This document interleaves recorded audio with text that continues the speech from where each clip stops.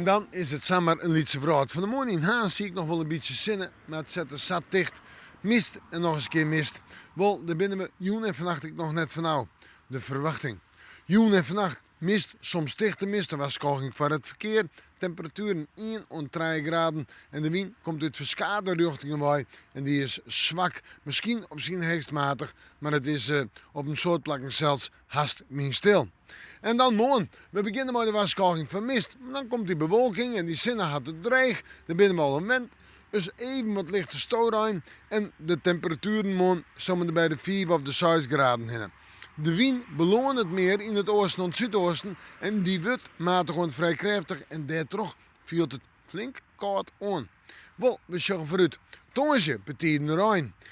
Vreed betekent rein. Sneeuw betekent rein. Ja, misschien let er op het ijs zelfs weer te sneeuwen.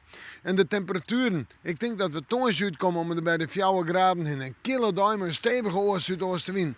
En dan op vreed 6 graden, op sneeuw 4 graden en in de nacht naar Snijta om er bij 0 om het vriespunt heen. Dan wordt het toch wel weer wat kouder in het weekend. En dat vlak voor de Christ. Hoe dat uitpakt, we met de morgen. Maar weer even in het waarsje.